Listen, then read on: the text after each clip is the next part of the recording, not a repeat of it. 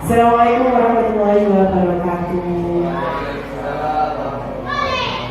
Kepada yang terhormat Bapak Kepala Sekolah SD Sidoarjo, yang terhormat Bapak Ibu Guru SD Sidoarjo yang berbahagia juga, teman-teman yang lainnya yang telah hadir, terima kasih atas kehadirannya. Pagi ini kami akan mengadakan diseminasi atau aksi nyata diseminasi budaya positif. Saya akan berkolaborasi dengan Bu Linda. Apa perlu perkenalan dulu ini karena sudah kenal? Tetap perkenalan mungkin ya nanti saja dulu. Saya awali sebelum kita lanjutkan ke berikutnya, kita berdoa dulu sesuai dengan agamanya masing-masing.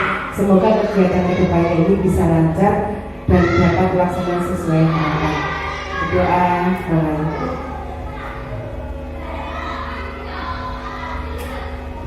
berdoa selesai. Terima kasih. Terima kasih Brenda. Nanti mungkin untuk yang pertama saya akan sharing dulu. Kita sama-sama belajar apa yang akan kita lakukan di sini, yaitu sama-sama belajar. Tidak hanya saya, ini butuh juga pengalaman dari Bapak Ibu Guru tentang materi budaya positif. Mari kita awal dulu. Terima kasih. Diseminasi modul 1.4 budaya positif yang diberangkatkan 11 kelas 107B Kabupaten Pasuruan. Berikutnya, nama saya Nurlian Mauludia. Saya mengajar di UPT SDN Minggir, Winongan Kabupaten Pasuruan dengan fasilitator Bapak Theophilus Budi Utama dan pengajar praktik saya Ibu Karisma Lestari.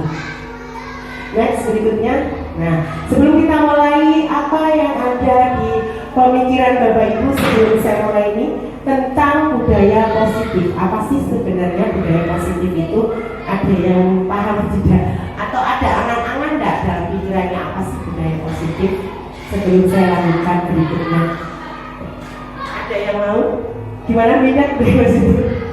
Bu, ada? Oh, gitu. Baiklah. Sebelum ke budaya positif yang tadi saya tanyakan, kita PR untuk nantinya. Mari kita tebak gambar dulu. Monggo.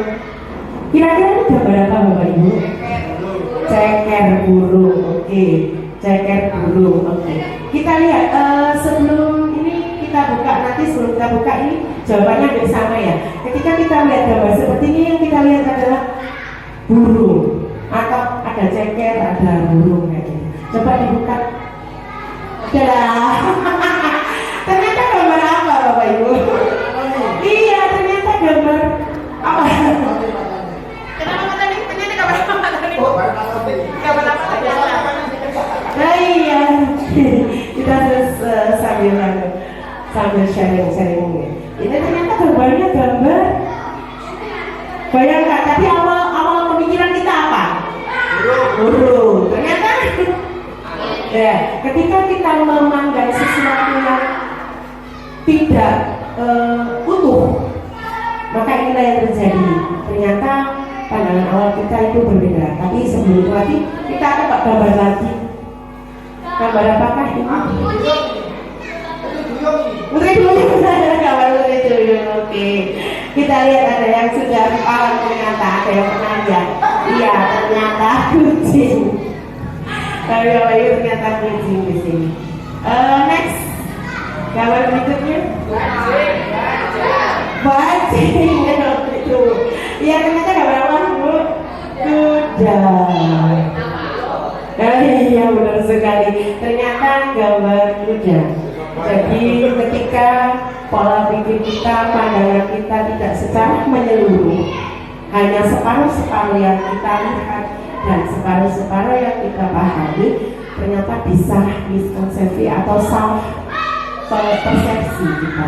Jadi untuk memahami segala sesuatu itu kita harus melihat dengan secara menyeluruh, mulai dari apa itu, bagaimana bentuknya, dan benar-benar harus seluruhnya dilihat. Next. Oke, tadi yang saya tanyakan adalah tentang budaya positif. Inilah budaya positif. Budaya positif adalah merupakan perwujudan dari nilai-nilai atau keyakinan universal yang diterapkan di sekolah. Budaya positif diawali dengan perubahan paradigma tentang teori kontrol. Selama ini barangkali kita sebagai guru merasa berkewajiban mengontrol perilaku siswa agar memiliki perilaku sesuai yang guru harapkan. Sekarang kita kembali ke kelasnya Bapak Ibu Guru. Bapak Ibu Guru kalau di kelas biasanya ke siswa seperti apa? Maunya siswanya seperti apa? Kira-kira Bapak tahu maunya siswanya seperti apa?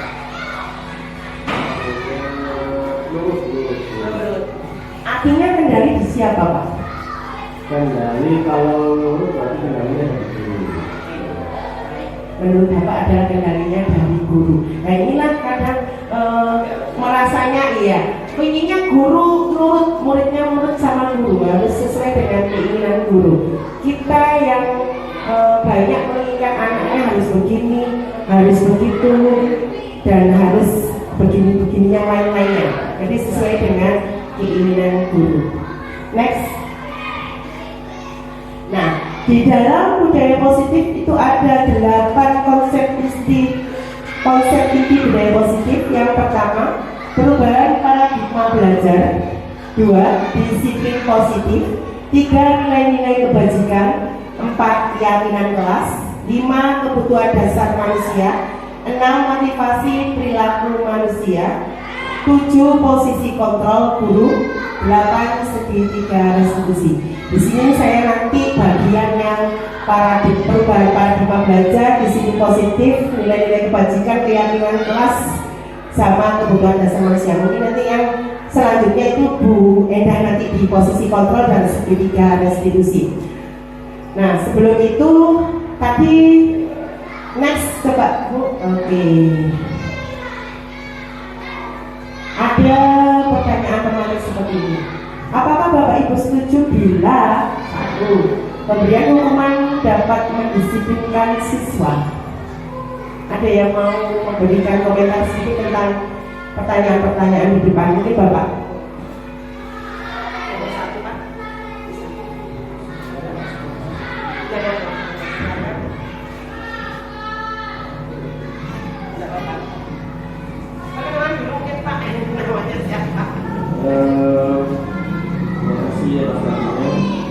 Perkenalkan menurut saya Mas Bojuledi, saya dari Sidoarjo. Saya ini mengajar di kelas 5.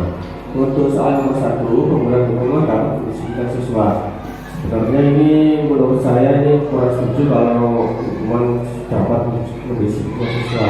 Untuk mendisiplinkan siswa itu harusnya bukan hanya dari segi hukuman, mungkin dari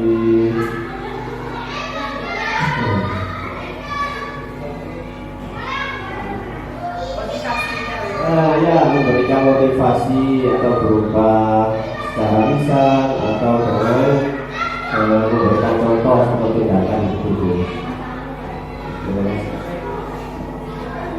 Terima kasih Bapak. Nanti Bapak sudah memberikan sedikit gambaran bahwa pemberian hukuman dapat mendisiplinkan siswa. Ternyata Bapak sudah punya gambaran bahwa tidak semua hukuman itu bisa mendisiplinkan anak-anak kita. Oke, siap. Kemudian untuk berikutnya, apakah pemberian hadiah bisa meningkatkan prestasi siswa? Mungkin jawaban nomor 2 bisa kan? Ada yang bisa disampaikan? Assalamualaikum warahmatullahi wabarakatuh.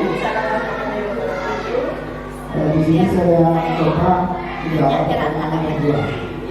Apakah pemberian hadiah bisa meningkatkan prestasi siswa? Jawabannya bisa. Karena siswa dengan adanya hadiah atau apapun itu reward itu bisa meningkatkan kreativitas siswa dan motivasi siswa untuk menjadi lebih baik. Ya, ini dari saya. Terima kasih Pak Tony. Dari bahasan Pak Tony tadi, apakah pemberian hadiah bisa meningkatkan prestasi siswa? Menurut Pak Tony itu bisa. Nanti kita bahas berikutnya. Jadi untuk pandangan awal kita adalah pemberian reward itu bisa meningkatkan prestasi siswa. Next, untuk yang ketiga, kita simpan dulu jawaban-jawaban Bapak Ibu guru nanti untuk berikutnya. Guru harus mampu memberi solusi untuk setiap murid yang bermasalah. Untuk pertanyaan yang ketiga, ada yang bisa membantu saya? Monggo Bapak Ibu, monggo bisa bantu saya untuk jawaban kita. Oke, guru harus mampu memberi solusi. Kira-kira benar atau enggak sih guru harus mampu memberi solusi untuk setiap murid yang bermasalah? Monggo bisa dikasih sedikit aja gambarannya. Terima kasih. Guru harus mampu memberi solusi untuk setiap murid yang bermasalah. Mungkin dari setiap murid itu tidak semua, kadang ada yang tertutup. Ya, jadi ketika murid membutuhkan solusi dari seorang guru, maka guru bisa memberikan apa itu ya, jalan keluar apa gimana sehingga murid tadi tidak merasa sendiri. Mungkin itu. Terima kasih atas pencerahannya tadi. Apakah memberi solusi untuk setiap murid itu yang bermasalah perlu guru harus lakukan? Kata Bu Iin tadi sempat memberikan bahwa ada yang harus memang pendampingan guru agar murid itu merasa dia tidak sendiri. Jadi ada yang menemani, ada yang menjadi tempat untuk curhat mungkin Bu ya, seperti itu semacam itu. Untuk berikutnya tinggal satu tanya, kita simpan dulu jawabannya Bu Iin sama Bapak Ibu guru tadi. Untuk yang keempat, guru berperan sebagai teman bagi siswa.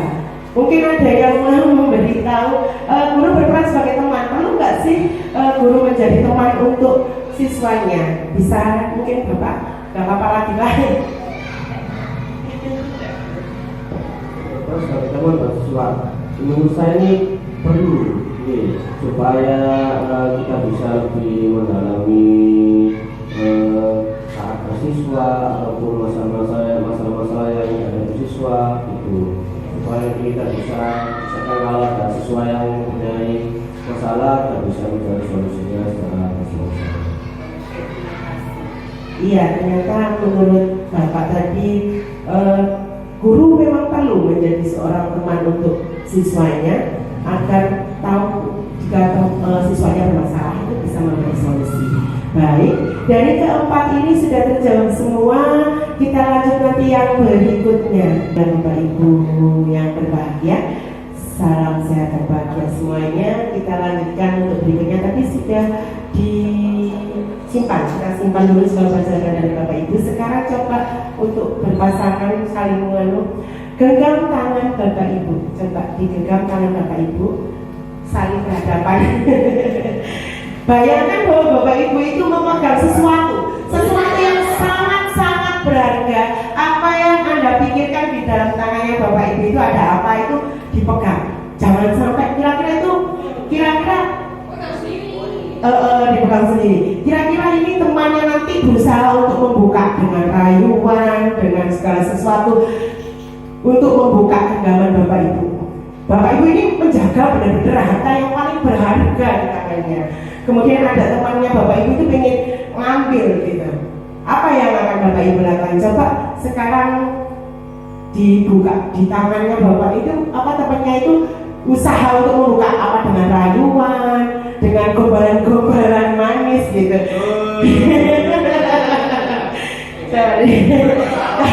Bukan. Sampai yang terbuka nanti, sampai terbuka kira-kira bisa membuka enggak temennya itu nanti, coba dirayu-rayu. Ya apa cara dibuka guys? Boleh memegang tangannya temennya, dibuka satu aja yang dibuka, yang pilih satu sampai dibuka. Uang nggak? Bahkan sampai itulah usaha ya Bapak, iya sampai usaha, sampai titik-titik untuk membuka. Apakah tangannya terbuka? Mau terbuka tidak tangannya Bapak? Tidak mau. Oke. Kasih uang mau membuka tangannya tidak? Mau? Tidak mau juga. Loh, sampai disolat. Tidak mau membuka. Oke. Jadi dari ini boleh sekarang sudah kembali lagi ke tempat. Ternyata ketika tangan kita mau dibuka sama teman kita, selama kita apa yang ketika kita melakukan itu, Kira-kira gambaran apa yang ibu bapak pikirkan ketika teman bapak ibu itu mau membuka tangan bapak ibu guru? Apa kira-kira? Bapak ibu mau nggak membukanya? Nggak mau. Kenapa nggak mau dibuka? Iya, rahasia, sesuatu yang berharga. Jadi teman, siapa yang mengontrol untuk membuka atau menutup tanganmu? Diri kita sendiri. Ternyata benar, semua kontrol adalah dari diri kita sendiri, bukan orang lain. Dimana segala sesuatu yang mau kita lakukan, segala sesuatu yang akan kita laksanakan itu adalah dari diri kita sendiri, bukan dari. Itu yang paling kuat adalah dari internal, bukan eksternal. Prinsip, benar Bapak, itu sangat prinsip sekali. Nah, inilah yang namanya pembelajaran dengan paradigma baru, yaitu pembelajaran dengan paradigma baru dirancang berdasarkan prinsip berdiferensiasi, sehingga peserta didik belajar sesuai dengan kebutuhannya, berdasarkan tahap perkembangan untuk mewujudkan profil pelajar Pancasila. Apa sih profil pelajar Pancasila? Masih ingat semuanya kan Bapak Ibu? Pelajar Pancasila. Monggo Pak. Pelajar Pancasila beriman dan bertakwa pada Tuhan yang Esa dan berakhlak mulia, berbhinneka global, gotong royong mandiri, kreatif dan bernalar kritis. Oke. Terima kasih Bapak Ibu. Masih ingatkan profil pelajar Pancasila itu ada beriman bertakwa kepada Tuhan Yang Maha Esa, berkebinekaan global, bergotong royong, mandiri, kreatif dan bernalar kritis. Jadi pembelajaran dengan paradigma baru yaitu pembelajaran yang dirancangkan berdasarkan prinsip berdiferensiasi. Dari mana sih kata diferensiasi ini? Kenapa harus berdiferensiasi? Kira-kira dari apa Bapak Ibu? Yang kita hadapi untuk pembelajaran itu siapa sih? Siswa. Oke. Apakah siswa kita satu dengan yang lainnya itu sama? Tidak. Inilah ketidaksamaan inilah yang menjadikan kita harus berprinsip berdiferensiasi atau variasi siswa kita bertiga. Dan peserta didik sesuai dengan kebutuhan berdasarkan tahap perkembangan untuk mewujudkan profil pelajar. Jadi profil tadi yang ada berkebinekaan global, iya, gotong royong. Next. Perubahan paradigma teori kontrol miskonsepsi. Tadi sudah melakukan kontrol untuk diri sendiri itu adalah ilusi guru mengontrol murid. Apakah bisa guru mengontrol murid dari apa yang kita praktekkan tadi? Murid itu sudah menggenggam sendiri loh, punya genggamannya sendiri. Bisa nggak kira-kira genggaman murid itu kita kontrol? Tak lepaskan itu. Tapi ternyata Bapak itu tidak mau. Artinya kontrol dari diri sendiri, ya kan? Kemudian ilusi bahwa semua penguatan positif efektif dan bermanfaat. Penguatan positif tadi seperti apa? Reward, penghargaan. Apakah itu bermanfaat? Apakah itu efektif? Ketika anak-anak punya keinginannya sendiri, mereka kekeh dengan kemauannya. Apakah dengan kekekahan mereka adanya reward itu ngaruh tidak sih? Berpengaruh nggak sama anak? Walaupun punya pengaruh, tapi ternyata itu tidak selamanya efektif. Tidak selamanya efektif. Berikutnya ilusi bahwa kritik dan membuat rasa bersalah mampu menguatkan karakter. Ketika kita mengkritik anak-anak, kita sendiri aja dikritik kadang itu ya nggak terima gitu ya. Ke anak-anak gimana? Kira-kira yang pasti sama. Anak-anak juga pasti seperti itu. Apakah akan menguatkan karakter? Apakah bisa menguatkan karakter anak-anak? Ini ternyata juga tidak. Ketika kita mengkritik mereka, ketika kita berkata pedas ke mereka, ini mereka malah kadang itu merasakan ada dendam, ada mangkel, ada amarah tersendiri dari diri mereka. Inilah yang menjadi PR Bapak Ibu Guru. Bagaimana kan nanti ada solusinya? Nantilah ada solusi. Ini adalah nanti membuat rasa bersalah dan kritik itu tidak menguatkan karakter. Kemudian ilusi bahwa orang dewasa berhak memaksa. Ini sebuah ilusi semua ya, miskonsepsi. Jadi inilah miskonsepsi di pembelajaran kita bahwa orang dewasa berhak memaksa. Ternyata tidak demikian. Jadi ini keempat miskonsepsi yang selama ini kita hadapi di setiap hari kita pembelajaran. Miskonsepsi yang pertama, guru kontrol murid, padahal tidak, karena murid punya kontrol sendiri dari diri, bukan dari guru. Yang kedua, bahwa semua penguatan positif, hadiah, reward itu efektif untuk anak. Ternyata tidak selamanya pemberian hadiah efektif. Kadang pemberian hadiah atau reward ke anak menjadikan anak yang main iri, pegel, mantel, dendam kadang. Karena anak mungkin terkait yang dia awas. Pasti ada kata-kata seperti itu ya. Nah ini. Yang berikutnya, kritik akan membuat dan rasa bersalah menguatkan karakter. Ternyata juga tidak. Ketika kita mengkritik anak, kamu ini mengatakan anak gak pernah belajar, tak bisa toain, apakah anak itu akan semangat belajar? Makan tambahkan dong. Dia akan tambah mengecil, tambah tidak percaya diri. Nah inilah miskonsepsi kita bahwa ketika membuat anak merasa bersalah tidak efektif juga. Yang berikutnya, orang dewasa berhak memaksa. Murid kita paksa, wes kamu nulis pakai pelajaran ini, nulis saya ikut nulis. Apakah demikian? Apakah mau anak demikian? Mungkin iya 1-2 kali, tapi tidak akan bertahan lama. Untuk berikutnya mungkin mereka akan balik maneh. Baiklah, sekarang coba next. Mengubah paradigma stimulus respon ke pendekatan teori kontrol. Jadi tadi adalah stimulus respon, beberapa ilusi tadi adalah stimulus respon yang sekarang kita ubah ke teori kontrol. Apa sih stimulus responnya? Stimulus respon itu realitas kebutuhan kita sama. Jadi semua orang mempunyai kebutuhan yang sama. Kemudian teori kontrolnya apa? Kebutuhan, ternyata kebutuhan kita berbeda. Di stimulus respon, awal mula kita berpikiran itu adalah kebutuhan orang itu sama. Ternyata tidak, kebutuhan orang tidak sama. Yang kedua, semua orang melihat hal yang sama. Ternyata tidak, seperti gambar tadi, tempat gambar, ya kan? Ada yang jawabnya ceker, ayam, burung. Ternyata ketika keluar seluruhan, walah, ternyata monyet, gitu. Inilah semua orang melihat hal yang sama, ternyata tidak semua orang melihat yang sama dengan jawaban yang berbeda-beda. Kemudian kita mencoba mengubah orang agar berpandangan sama dengan kita. Teori kontrolnya, kita berusaha memahami pandangan orang lain tentang dunia. Jadi tidak bisa kita menyuruh orang lain berpandangan sama dengan kita. Tapi kitalah yang harus berusaha mengerti orang lain, cara pandangnya orang lain tentang dunia. Kemudian perilaku buruk dilihat sebagai suatu kesalahan. Teori kontrolnya, semua perilaku memiliki tujuan. Artinya tidak semua perilaku buruk itu adalah suatu kesalahan. Pasti ada alasan.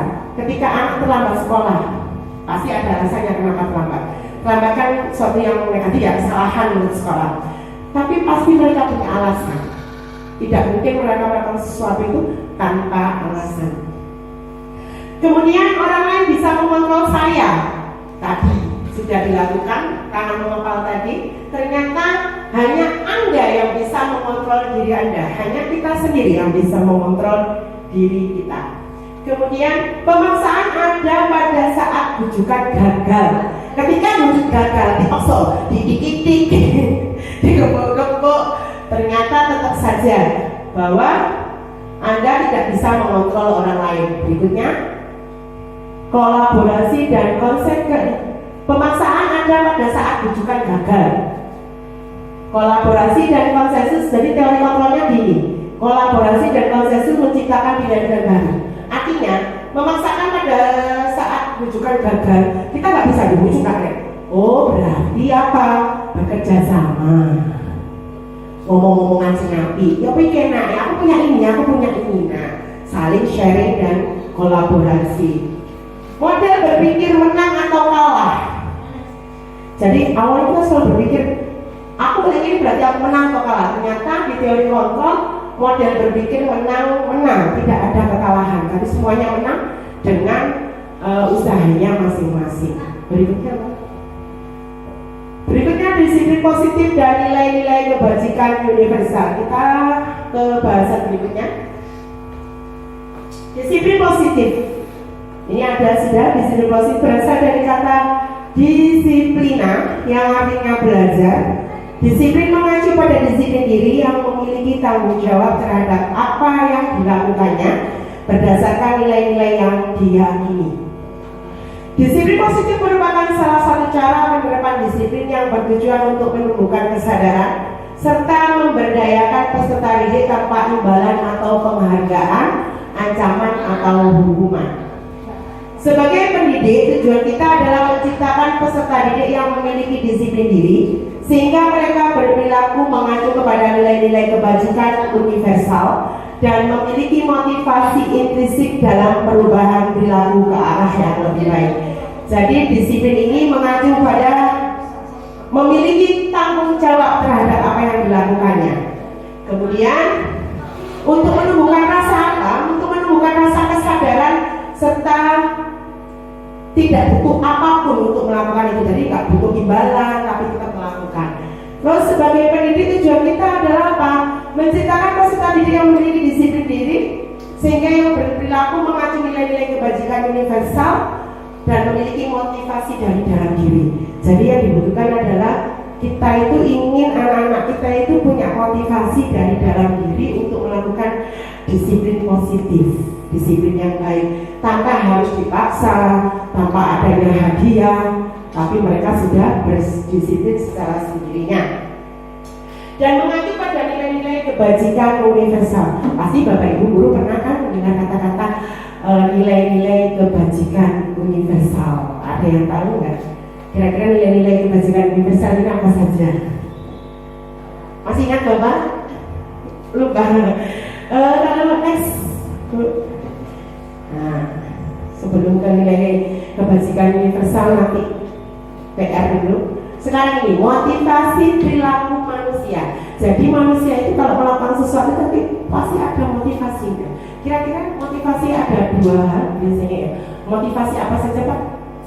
Motivasi intrinsik dan ekstrinsik. Oke. Motivasi perilaku manusia ada yang intrinsik, ekstrinsik. Kita melakukan sesuatu untuk menghindari ketidaknyamanan atau hukuman. Untuk menghindari hukuman itu adalah motivasi ekstrinsik.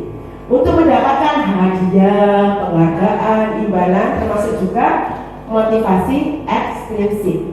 Untuk motivasi intrinsik ini untuk menjadi orang yang mereka inginkan dan menghargai diri sendiri dengan nilai-nilai yang mereka percaya. Ketika seseorang mempunyai nilai-nilai yang dipercaya, mempunyai keyakinan, mempunyai menghargai diri sendiri, maka akan muncul motivasi intrinsik untuk tetap melakukan hal yang positif. Gitu, Nes. Ya ini. Sebagai seorang guru saat Anda hadir mengajar di kelas tepat waktu. Ada pertanyaan ini tuh Bapak Ibu. Ketika hadir di kelas tepat waktu, motivasi apa yang menjadikan Bapak Ibu guru itu tepat waktu datang di kelas?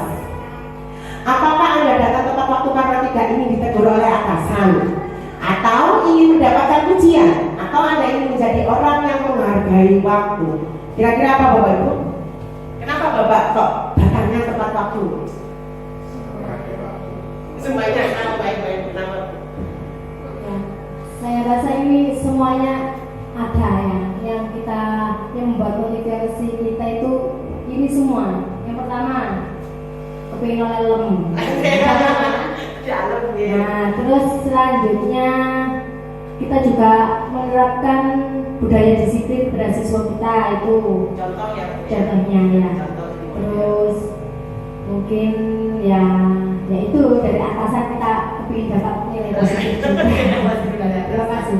Iya, terima kasih. Jadi Ibu tadi sudah dipaparkan bahwa kita hadir tepat waktu. Ibu tadi karena atasan ternyata minta atasan itu mempunyai nilai positif, berarti keinginan kita untuk mendapatkan nilai positif ya, ingin mendapatkan nilai positif dan ingin menjadi contoh untuk siswanya. Ada dua hal. Next, oke. Apakah demikian? Nah ini lagi, bila di sekolah kita tidak ada peraturan yang mengharuskan guru datang tepat waktu, artinya nggak ada peraturan ini, kan sekolah pasti ada peraturan harus datang tepat waktu. Seandainya tidak ada peraturan atau surat teguran dari kepala sekolah karena terlambat, tidak ada atasan yang memuji Anda, apakah guru akan tetap datang tepat waktu untuk mengajar murid-murid? Oke, Bapak mengatakan tetap. Kenapa, Pak? Karena kita sebagai guru ini pembelajaran ini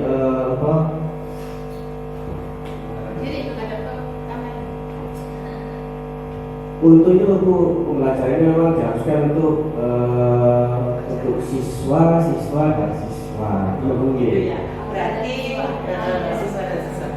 Oh, artinya walaupun tidak ada ujian dari kepala sekolah, tidak ada peraturan, tetap guru akan datang tepat waktu karena siswanya. Terakhir, kecintaan guru terhadap siswa, kemauan guru terhadap siswa, sehingga walaupun tidak ada peraturan, bagus sekali Bapak, luar biasa. Jadi Bapak sudah punya motivasi secara tidak langsung. Bapak tadi sudah menyatakan bahwa kepikiran siswanya ternyata dengan sayangnya kita ke siswa, maka tetaplah datang tepat waktu. Next, berikutnya tadi ada PR ya, nilai-nilai kebajikan. Nilai yang disepakati bersama lepas dari suku, bangsa, agama, bahasa maupun latar belakangnya. Jadi nilai-nilai kebajikan ini bersifat universal atau bersikap menyeluruh. Contoh nilai kebajikan institusi atau organisasi. Yang pertama, profil pelajar Pancasila. Ada tadi beriman bertakwa, berkepentingan global, berakhlak mulia, mandiri, kreatif, dan bernalar kritis. Ini profil pelajar Pancasila. Kemudian ada nilai kebajikan Ibu, Primary Years Program atau PYP. Ini isinya toleransi, rasa hormat, integritas, mandiri, menghargai, antusias, empati, keingintahuan, kreativitas, kerjasama, percaya diri, dan komitmen. Hampir sama. Kemudian yang ketiga ini keterampilan hidup atau life skill. Ini dapat ada nilai-nilai yang dapat dipercaya, lurus hati, mendengar yang aktif, tidak merendahkan orang lain, dan memberikan yang terbaik dari diri. Inilah nilai-nilai kebajikan universal, di mana nilai-nilai ini yang harus kita kembangkan di diri kita. Jadi dari profil pelajar Pancasila tadi yang mulai beriman dan bertakwa kepada Tuhan Yang Maha Esa, bergotong royong, kreatif, hampir sama. Di PYP juga sama, ada toleransi, rasa hormat, hampir sama. Ada mandiri, di sini juga ada mandiri. Kemudian kreativitas, kerjasama, di sana dapat dipercaya. Inilah yang tetap kita harus tahu bahwa kita pegang nilai-nilai kebajikan universal ini. Next, ini ada pertanyaan. Ketika kembali ke siswa kita, dihubungkan dengan nilai-nilai kebajikan universal, kita hubungkan ke siswa kita. Ini ada siswa yang selalu mengembalikan buku ke tempatnya. Kira-kira nilai kebajikan apa yang sudah dilakukan siswa ketika siswa selalu mengembalikan buku di tempatnya? Disiplin. Ada lagi yang lain? Disiplin. Tanggung jawab. Ada bertanggung jawab, disiplin, bertanggung. Oke. Kita lihat, kita buka. Apakah selalu mengembalikan buku di tempatnya itu apa jawabannya? Tanggung jawab. Jadi ketika siswa mengembalikan buku pada tempatnya, ini mengandung nilai kebajikan bertanggung jawab. Next, bergantian dan menunggu giliran. Anak-anak antri, ini sabar antri. Termasuk nilai apa yang ada? Disiplin. Apalagi? Ada yang punya jawaban berbeda. Ketaatan. Oke, tadi ada disiplin, ketaatan. Apalagi ketika anak mau antri bergantian, pokoknya sabarlah ngenteni gitu, nggak dorong-dorongan. Ini nilai kebajikan apa yang sudah dilakukan siswa? Sopan santun, disiplin, apalagi jujur, taat. Oke, kita lihat jawabannya menghormati orang lain. Ternyata ini adalah menghormati orang lain. Dari banyak, jadi harus benar-benar kita bisa sikap ini mempunyai nilai kebajikan apa? Ternyata menghormati orang lain. Next. Sekarang kita akan membahas tentang perbedaan hukuman dan konsekuensi. Tadi sudah kita membicarakan tentang kebajikan universal. Ada yang ditanyakan nggak sebelum kita melangkah ke berikutnya tentang nilai-nilai kebajikan universal? Mungkin ada masih PR atau untuk unek-unek apa gitu, bisa diungkapkan Bapak Ibu? Apakah masih ada yang perlu diperjelas dari nilai-nilai kebajikan? Gimana Bapak, sudah paham tentang nilai kebajikan? Baik, kalau sudah paham tentang nilai kebajikan, kita akan masuk ke hukuman dan konsekuensi. Hukuman itu apa sih? Hukuman itu apa? Ada yang bisa kasih contoh enggak di dalam pembelajaran sehari-hari? Misalnya hukuman itu seperti apa? Dia tahu Pak? Bapak kalau anaknya dikasih hukuman itu seperti apa? Hukuman itu satu yang berbeda kejadian, gitu lah. Iya. Gimana? Akibat dari sesuatu pelanggaran atau pelanggaran.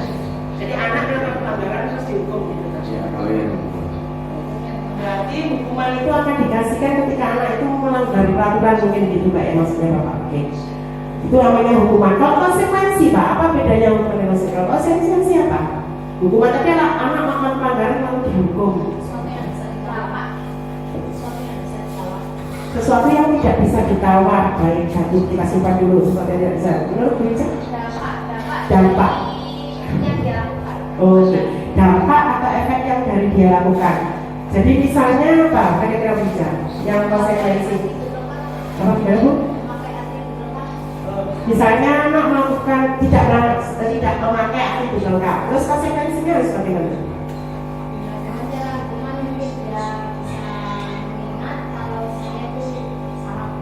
Oh gitu. Jadi menyadarkan anak supaya dia sadar bahwa ini aku salah, ternyata saya tidak lengkap gitu. Baik, kita simpan dulu. Itu tadi beberapa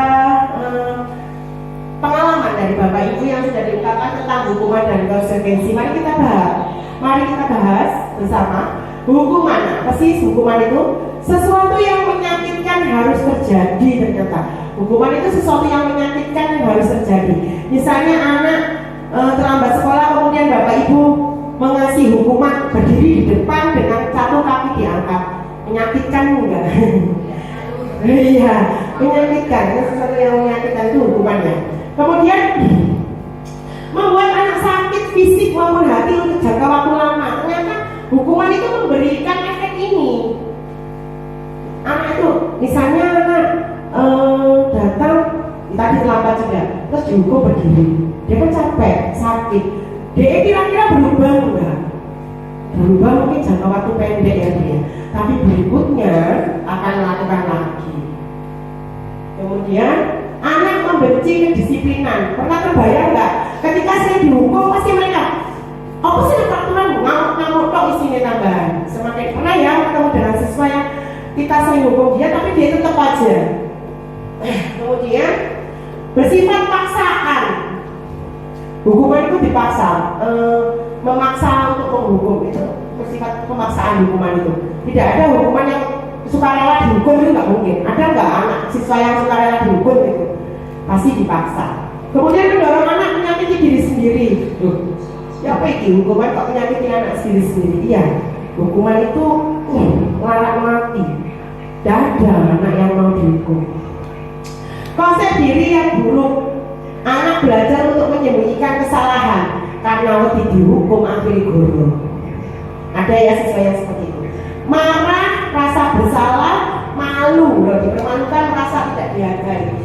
Inilah ketika kita melakukan hukuman, inilah yang terjadi pada anak. Inilah perasaan yang dirasakan oleh anak. Kemudian kalau kita ngasih konsekuensi, kalau konsekuensi itu berbeda. Kalau konsekuensi itu sesuatu yang harus terjadi. Artinya memang harus terjadi. Misalnya anak menyobek buku temannya, maka yang harus dilakukan siswa apa? menggantinya. Itulah konsekuensi. Ketika ada buku temannya disobek, kamu tadi nyobek kamu, apa yang harus kamu lakukan? Menggantinya buku. Itulah konsekuensi. Kamu pinjam pensil temanmu dihilangkan, apa yang harus dilakukan siswa? Mengganti. Itulah namanya konsekuensi. Jadi konsekuensi itu hal yang memang harus dilakukan anak karena kelalaiannya atau kesalahannya. Bukan dihukum, tapi itu bukan hukuman, hanya konsekuensi saja. Membuat anak merasa tidak nyaman dalam jangka waktu pendek. Jadi dia itu cuma nggak enaknya kalau enak hati aja. Terus anak menghargai disiplin, stimulus tanggapan, mendorong anak agar mudah menyesuaikan diri, konsep diri yang baik, anak belajar untuk mematuhi peraturan, kehilangan hak, dibuat tidak nyaman, diasingkan untuk sementara aja. Jadi ini masa kehilangan itu sementara, misalnya ganti pensil kan otomatis dia harus mengeluarkan uang, tapi itu sementara, setelah itu kan selesai. Terus anak belajar untuk mematuhi peraturan.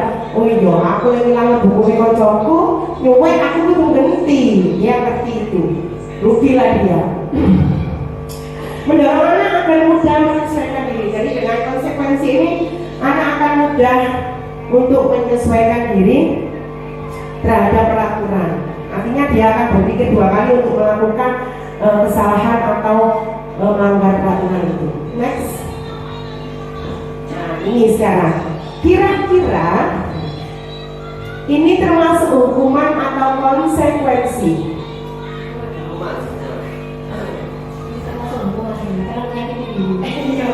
Tadi memilih hafalan sebanyak 5 kali karena terlambat masuk hukuman. Coba kita lihat Bu. Jawabannya iya, betul sekali, luar biasa. Untuk lari ini adalah hukuman, menyakiti diri sendiri. Betul Bu. Berikutnya, membersihkan air di meja karena tersenggol. Terbuka, nggak apa-apa. Membersihkan air di meja karena tersenggol saat belajar. Kira-kira tadi apa? Konsekuensi, karena dia menyenggol airnya jatuh, mau nggak mau dia harus membersihkan. Itu konsekuensi, bukan hukuman. Itu efek atau dampak katanya bicara tadi. Next. Lari mengelilingi lapangan basket karena terlambat 10 menit pada pelajaran PJOK. Ini pelajaran PJOK. Monggo Pak, kira-kira apa Pak? Udah besok ada. Termasuk hukuman atau konsekuensi?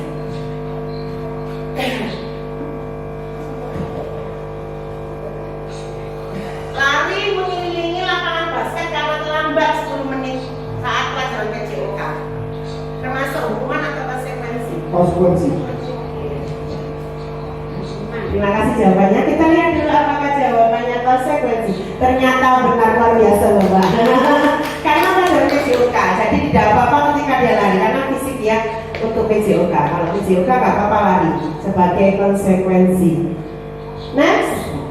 Nah, ini ada 3 hal, hukuman, konsekuensi, dan restitusi. Apa sih bedanya hukuman, konsekuensi, dan ada lagi restitusi? Kalau tadi hanya hukuman dan konsekuensi sudah kita pahami bersama. Sekarang hukuman, konsekuensi, restitusi. Di dalam hukuman itu tidak terencana atau tiba-tiba. Kemudian murid tidak tahu apa yang akan terjadi atau tidak dilibatkan. Artinya dia tidak berpikir bahwa akan dihukum itu. Mana murid tahu kalau bakal dihukum, ya kan? Terus hukumannya bentuknya kan juga tergantung guru. Muridnya nggak tahu hukumannya bentuknya. Saya terlambat sekolah, tiba-tiba lari atau terlambat sekolah nulis. Apakah dia berpikir? Oh tidak. Murid tidak berpikir bahwa dia akan dihukum seperti itu. Bersifat satu arah.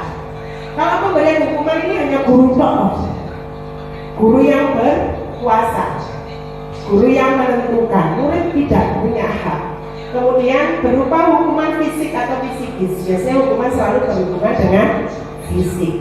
Kemudian konsekuensi. Konsekuensi itu terencana, disepakati sesuai aturan. Biasanya memang seperti itu. Kita kemana-mana itu gitu. Kalau kamu menjatuhkan, kalau kamu menghilangkan barangnya temanmu, konsekuensinya harus mengganti.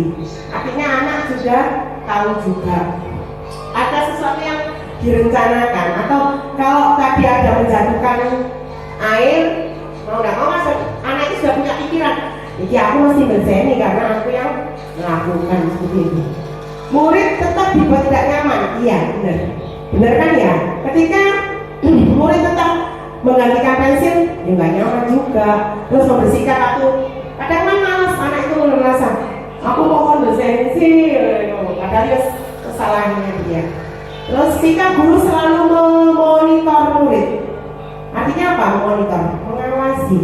Berarti guru selalu mengawasi murid. Gimana perasaan murid kok diawasi guru terus?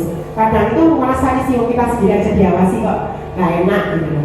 Restitusi, sekarang ini yang restitusi. Restitusi itu apa? Proses menciptakan kondisi bagi murid untuk memperbaiki kesalahan. Jadi di dalam restitusi itu murid itu diberi proses atau pengarahan, pencerahan, pengertian untuk menciptakan kondisi untuk memperbaiki kesalahannya. Jadi secara tidak langsung itu belajar dari kesalahannya.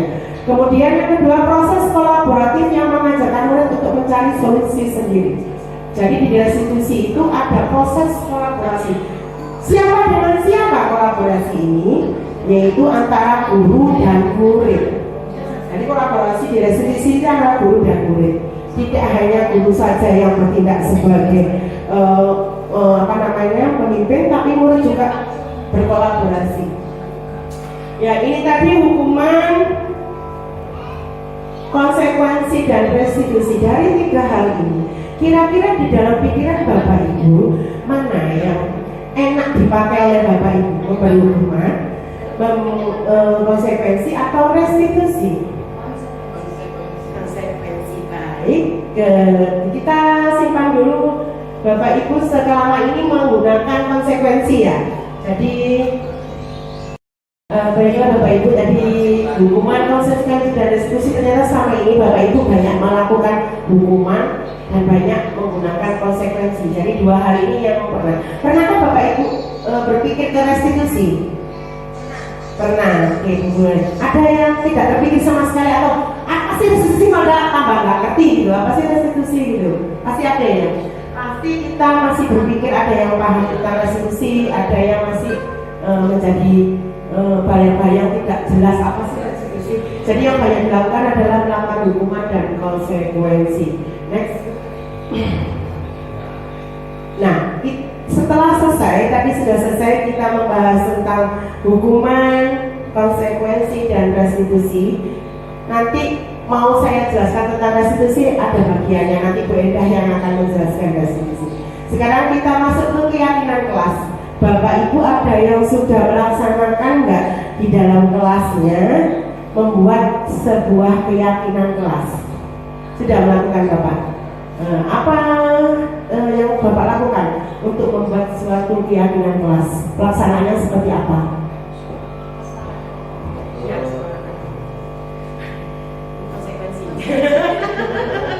Konsekuensi saya harus solusikan. Untuk mengenai keyakinan kelas, ya awalnya kita kenalan dulu anak-anak keyakinan itu apa aja isinya itu. Setelah itu baru kita terapkan, kita kenalkan ke siswa bahwa keyakinan itu seperti ini manfaatnya. Jadi Bapak melakukan kolaborasi dengan siswa ya Pak ya? Tidak Bapak sendiri yang menyebutkan ini enggak ya? Berarti dari siswa B.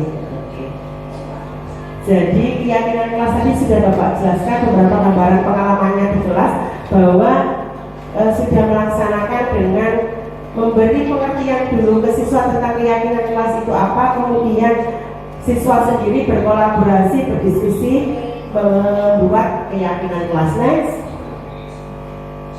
Nah ini, mengapa tidak peraturan saja? Kenapa kita harus membuat keyakinan kelas bukan peraturan saja? Kira-kira apa? Di sini ada beberapa kalimat yang akan mungkin bisa membuat kita cerah. Kenapa nggak peraturan kelas sih? Kenapa harus keyakinan kelas atau kesepakatan? Mengapa kita memiliki peraturan harus menggunakan helm bila mengendarai kendaraan roda 2? Kenapa harus menggunakan helm? Untuk keselamatan. Baik. Mengapa kita memiliki peraturan 3M? menjaga jarak 15 meter. Untuk apa? Untuk kesehatan. Jadi ada tujuannya masing-masing kita melakukan itu. Ketika harus seperti ini kan peraturan. Memakai helm adalah peraturan. Memakai masker adalah peraturan.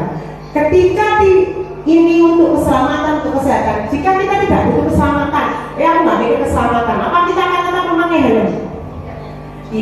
Tidak perlu lagi, nggak mikir itu. Kemudian untuk kesehatan, kita nggak mikir kesehatan, apakah akan tetap memakai masker? Tidak akan. Nah, itulah sebabnya mengapa kita tidak membuat peraturan atau tidak memakai peraturan, kita memakai kesepakatan atau keyakinan kelas. Untuk apa?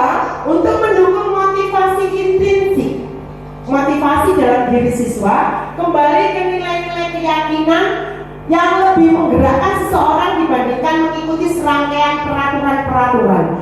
Jadi keyakinan kelas dan kesepakatan ini dibuat agar siswa memiliki motivasi dari dalam dirinya, tidak lagi termotivasi oleh hal-hal di luar, tidak lagi termotivasi karena ujian, tidak lagi takut hukuman, tidak lagi apa-apa, tapi dia melakukannya karena keyakinannya sesuai terhadap nilai-nilai dan keyakinan yang menggerakkan daripada harus serangkaian peraturan-peraturan. Next, sudah bisa dipahami ya Bapak Ibu ya? Bisa dipahami? Apa sih keyakinan kelas?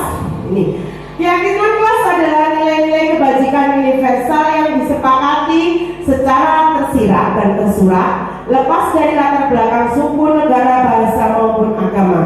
Keyakinan kelas ini diterapkan supaya anak didik bisa bertanggung jawab terhadap apa yang dilakukannya, dengan tujuan mereka akan memiliki nilai-nilai kebajikan universal.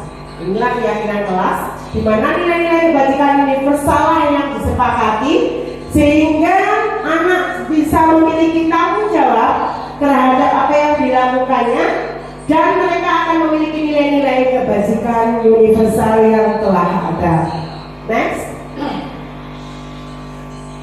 Di sini ada prosedur pembentukan keyakinan kelas. Tadi sudah Bapak sesuai dengan pengalamannya Bapak tadi membuat keyakinan kelas adalah seperti yang tadi Bapak ceritakan. Nah, inilah caranya. Mempersilakan pada sekolah atau siswa untuk mencari kata yang disepakati. Jadi yang pertama adalah mencari kata yang disepakati. Kemudian mencatat semua masukan. Mengganti kalimat negatif menjadi kalimat positif. Ini caranya. Jadi di dalam kesepakatan kelas tidak ada kalimat negatif, misalnya dilarang berbicara, dilarang lamih. Dilarang itu kata-kata negatif. Harusnya apa? Memperhatikan saat atau menghargai saat guru berbicara atau menghargai orang lain. Dengan kata-kata yang menghargai orang lain adalah positif, maka mereka dengan sendirinya akan diam saat ada orang berbicara. Kemudian tinjau kembali curahan pendapat yang terkumpul sesuaikan dengan kondisi kelas atau sekolah sehingga mudah diterapkan. Setelah anak-anak membuat cari kata, kemudian membuat negatif diganti positif, kemudian mengumpulkan menyesuaikan dengan kondisi kelas. Setelah itu sedikit saja agar mudah diingat. Jadi dicari kesepakatan kelas atau keyakinan kelas tidak perlu banyak-banyak, tapi sesuai dengan kelasnya sedikit saja. Biasanya 5, 6 atau 4 itu boleh. Sesuai nanti anak-anak yang dibutuhkan di dalam kelas. Misalnya nilai keyakinan kelas yang Bapak Ibu tahu, dengan di kelasnya sudah ada keyakinan kelas apa misalnya?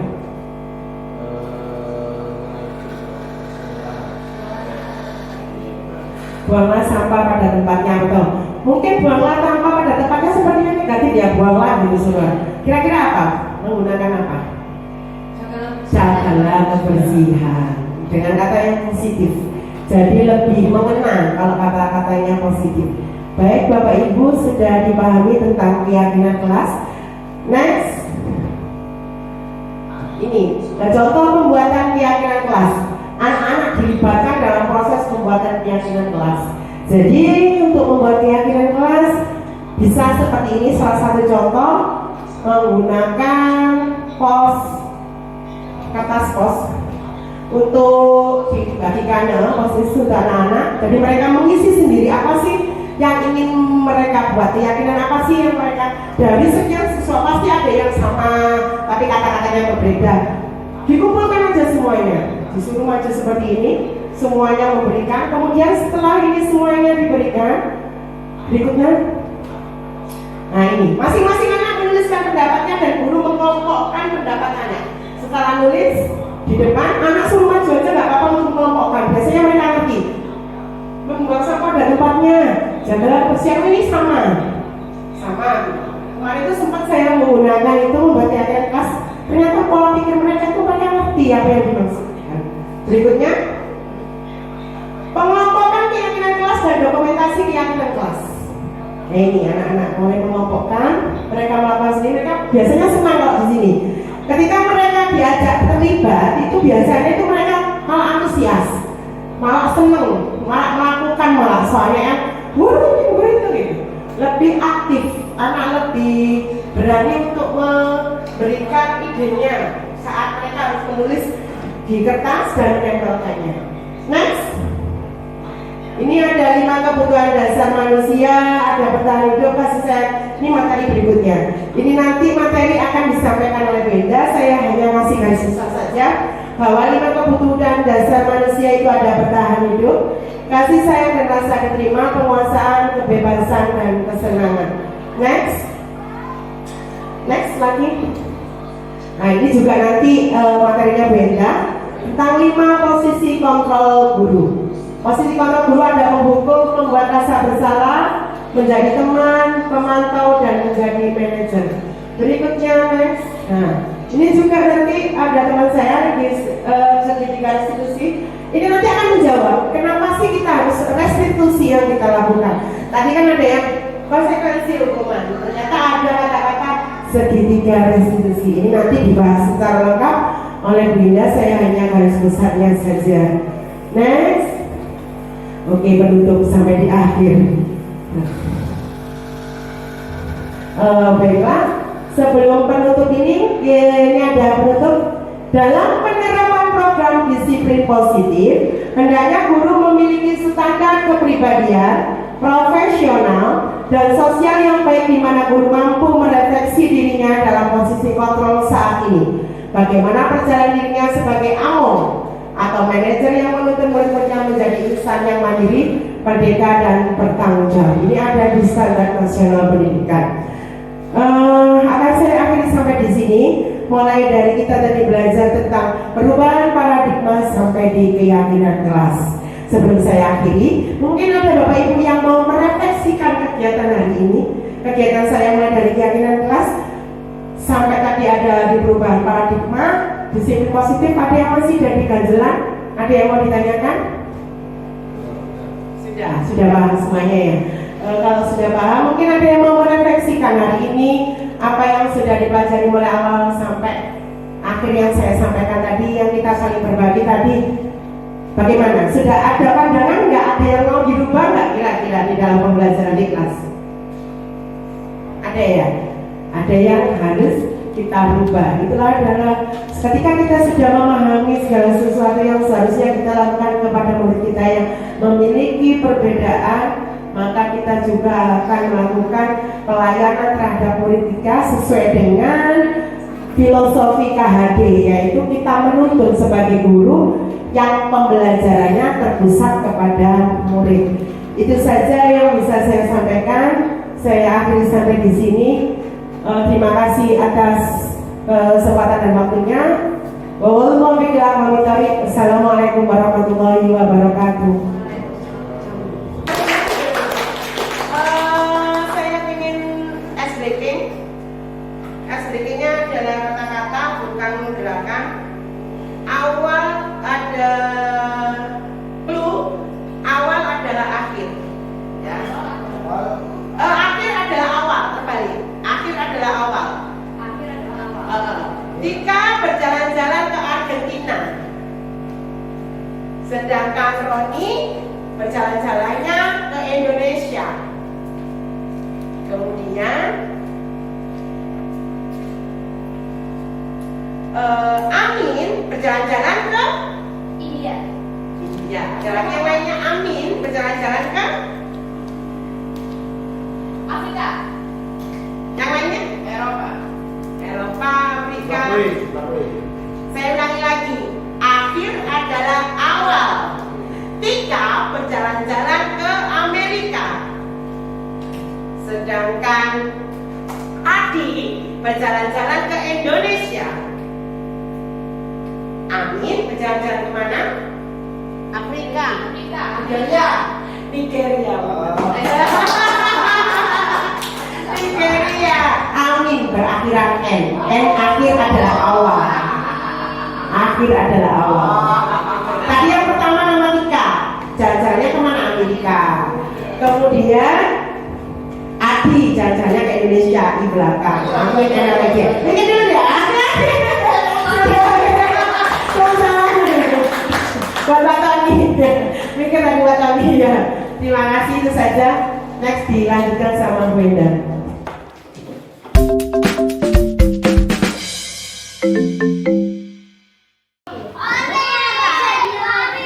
Ditempel semuanya. Sudah nempel semua?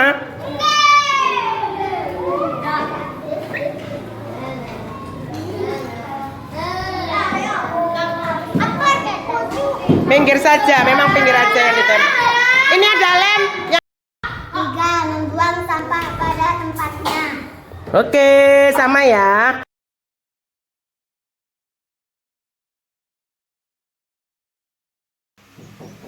Assalamualaikum. Waalaikumsalam. Sini Mbak Zara. Baik. Duduk dulu sayang. Oke. Mbak Zara, baiklah. Mbak Zara tahu tidak kenapa Bu Guru manggil Mbak Zara? Iya Bu Guru, karena aku berhenti itu teriak-teriak Bu Guru. Bapak itu menyontek Bu Guru. Oh, menyontek pekerjaannya Zara. Iya Bu Guru, saya sudah capek-capek belum mengikuti. Iya. Oh, baiklah. Wajar kamu marah karena Noval mencontek pekerjaan kamu. Jika aku jadi ibu kamu, Bu Guru pun akan marah sama Noval karena sudah mencontek pekerjaanku. Iya Bu Guru, maaf ya. Mari kita pikirkan bersama-sama. Apakah yang sudah Zara lakukan dengan marah-marah, teriak-teriak, apa sudah sesuai dengan keyakinan kelas kita? Tidak. Baiklah. Keyakinan kelas mana yang tidak sesuai dengan apa yang Zara lakukan? Saling menghormati sesama teman dan saling menghargai. Pinter, saling menghormati dan saling menghargai sama teman harus selalu kita lakukan. Nah, Mbak Zara sekarang sudah paham ya? Kalau sudah paham, nanti ke depannya apa yang harus Mbak Zara lakukan?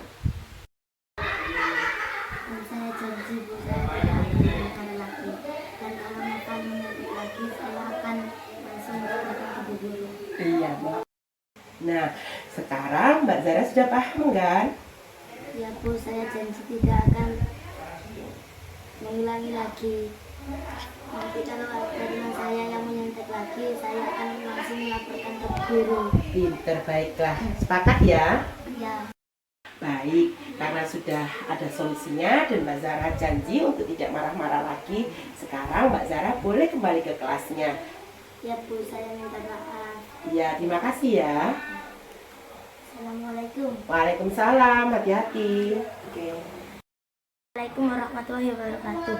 Nama saya Zahra dari kelas 4.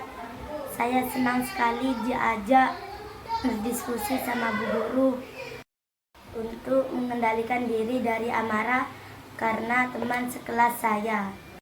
Saya harus banyak belajar dan bersabar, dapat menghormati teman-teman. Terima kasih. Assalamualaikum warahmatullahi wabarakatuh.